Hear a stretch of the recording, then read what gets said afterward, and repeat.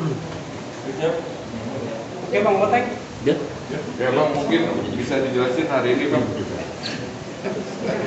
Baik, terima kasih teman-teman hadir. Hari ini sidang pertama dari gugatan 3 orang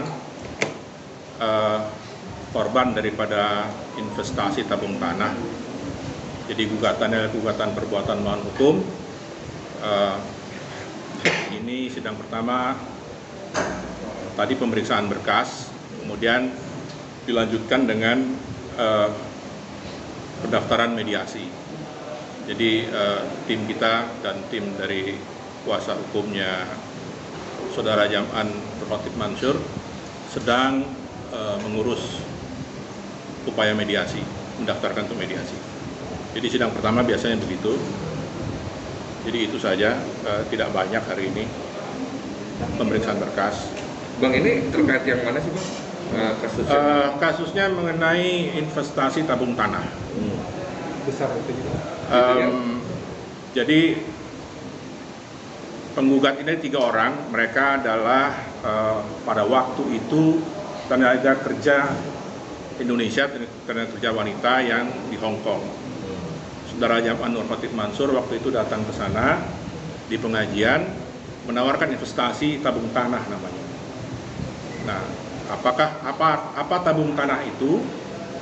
Itu juga sebenarnya tidak clear karena hanya ditawarkan 1 meter persegi tanah seharga 2,2 juta rupiah, yang mana didaftarkan harus menjadi anggota koperasi Merah Putih namanya. Nah, kenapa kita gugat? Karena sejak mereka melakukan investasi sampai dengan hari ini, satu, tidak ada laporan mengenai investasi itu untuk apa, tabung tanah itu apa sendiri kita nggak mengerti.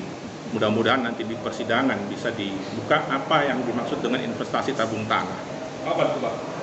Kita nggak tahu. Kalau ininya, kalau ininya ceramahnya itu gimana? Tabung tanah itu apa sih sebenarnya sampai? Cuman mengatakan 1 meter persegi, nanti para investor akan mendapatkan 1 meter persegi tanah. Cuman tanah itu apa? Itu juga nggak clear. Itu sekitar tahun 2014 kalau tidak salah. Nominalnya Bang untuk 1 meter tanah itu berapa? 2.200.000. Itu di daerah mana? Nggak tahu. Terus uang pendaftaran koperasi 200.000. Jumlah kerugian kira-kira dari korban? Totally saya lupa ya, itu sekitar ada sekian ratus juta lah, nanti saya kasih detailnya. Ini yang menarik, korban kan tidak mengetahui investasinya, tanahnya di mana, letaknya di mana, terus untuk bikin apa. Kenapa mereka mau? Nah, itu dia menariknya di situ. Ini para jemaah diundang untuk pengajian. Yang datang katanya Ustadz. Lalu Ustadz berbicara soal nilai-nilai sedekah dan lain sebagainya, lalu menawarkan investasi tabung tanah, dan mereka tertarik. Jadi kalau ditanya kenapa, ya hampir semua yang hadir di situ tertarik. Ini kan masalah investasi Pak. Iya. Ada bagi hasilnya. Bagi hasilnya gimana itu? Waktu itu Juga nggak clear ya, karena tidak ada hitam di atas putih. Jadi tidak hitam di atas putih, semuanya itu hanya disampaikan secara lisan pada waktu. Kira-kira pidana nggak Bang? Kita belum masuk ke situ, Mas.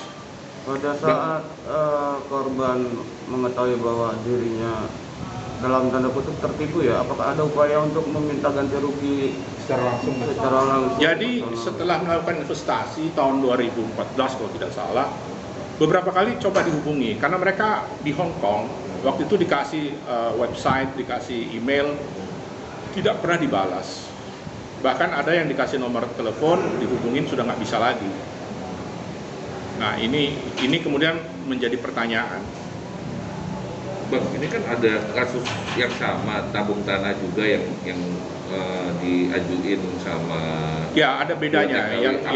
Yang kemarin itu ada 2 orang, nilai investasinya sudah dikembalikan,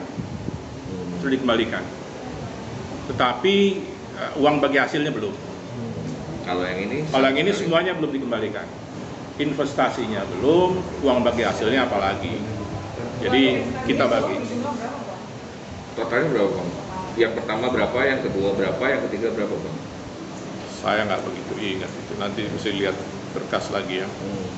Bang, dalam sebuah kesempatan Ustadz kan bilang ini lagi sedang dalam proses pengembalian karena sudah hampir 2.000 yang dikembalikan. Kalau nanti korban-korban ini dikembalikan uangnya ini berarti permasalahan selesai.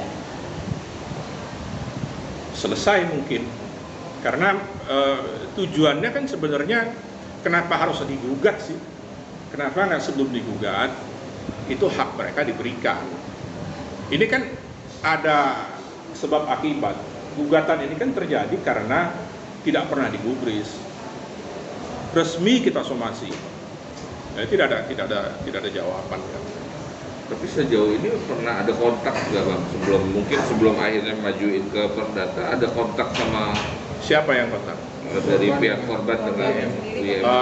Cari Mereka informasi atau menurut apa? pengakuannya sudah melakukan beberapa kali upaya untuk mengontak dan atau untuk meminta ketemu, tetapi nyatanya kan enggak.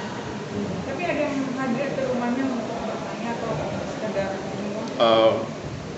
Ini korban jauh-jauh ya, penggugatnya ada yang di Jogja, ada yang di kisaran berapa Bang per orang korban? itu tadi saya nanti saya lihat ininya berkasnya ya. Bang, kalau dalam petitumnya gimana Bang? Minta ganti ruginya dalam materialnya itu berapa Bang? Yang penting kita minta supaya gugatan ini dikabulkan, kemudian dinyatakan bahwa saudara Jam'an melakukan perbuatan melawan hukum, kemudian masing-masing itu diberikan haknya, nanti nominalnya nanti saya. Jadi kita akan minta satu dikembalikan nilai pokok investasinya, uang bagi hasilnya, kemudian uang kerugian imaterialnya. Seandainya ditetapkan bersalah melawan hukum berapa? Tadi seperti tadi yang sebagai bersalah, bakal kena pidana juga nggak? Nah, ini kita ranahnya perdata ya, kita nggak bicara pidana. Soal pidana itu nanti kita tidak masuk ke wilayah itu. Saya hanya kuasa untuk menggugat perdata saja. Bang, ini kan di Jakarta Selatan juga ada seorang yang menggugat UIM dan nilainya 98,7. Ya, saya dengar itu kalau nggak salah investasi batu bara ya. Iya mungkin. Tapi mereka juga membuat sebuah wadah gitu, yang korban-korban gitu. Apakah abang tertarik untuk bergabung dengan mereka atau bagaimana Bang? Enggak lah, saya ini aja lah. Atau satu-satu Satu-satu apa maksudnya? satu-satu maksudnya mereka membuat gugatan? Ya kan masing-masing, saya nggak tahu nanti akan muncul apa lagi, saya nggak tahu. Saya fokus dengan apa yang saya diberikan kuasa, saya lakukan pekerjaan sesuai dengan apa yang diberikan kuasa, itu saja. Bang, beberapa waktu yang lalu UIM juga mengupaya hukum dengan mencoba melakukan secara pidana kepada orang-orang Yang dianggap mungkin provokasi. korban ini yang dia masuk kategori sudah dibayarkan, tapi tetap masih aja menggugat UIM. Namun tanggapan apa? Kan saya nggak tahu itu ya, itu saya dengar, saya juga baca di media itu, cuman saya nggak tahu. Kalau alasannya bahwa sudah dikembalikan investasi masih menggugat, kan janjinya bukan investasi aja, ada uang bagi hasil.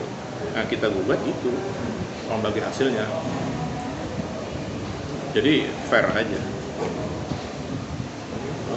Oke. Siap. Namanya Bang? Bang namanya? Nanti saya Nama kasih. aja Bang. Iya, Bang. Nanti saya kasih. Siap. Nanti minta itu nominalnya Bang? Ya.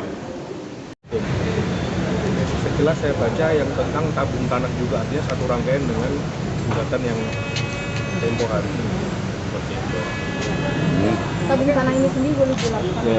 Oh, Penjelasan dari Pak Ustadz sendiri seperti apa? Saya sampaikan karena ini kan sidang pertama ya. Tabung tanah yang dimaksud monggo ditanyakan ke penggugat dulu ya, karena ini masih sidang pertama.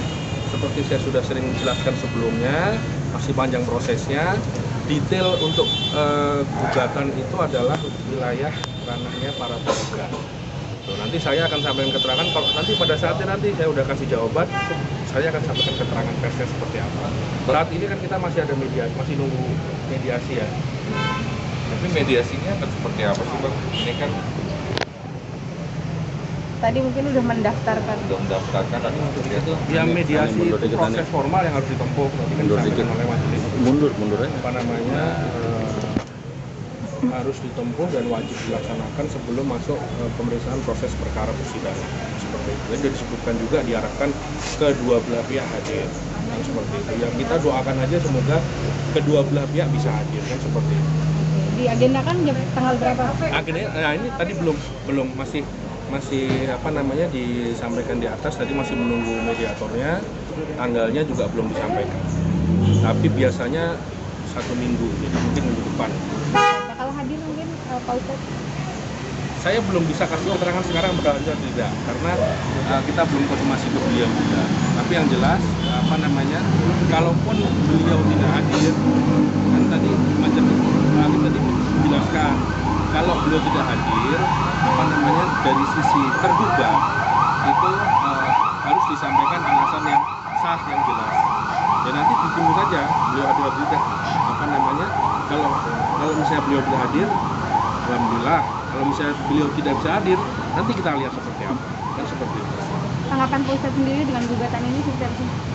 Tanggapan Pak Ustadz sih kalau yang saya lihat beliau sama seperti sebelumnya, karena kan beliau bukan pertama kali ini digugat, tahun lalu juga digugat, dan saya sampaikan hal-hal yang sama juga sekarang saya sampaikan ke teman-teman pers, sikap beliau seperti apa.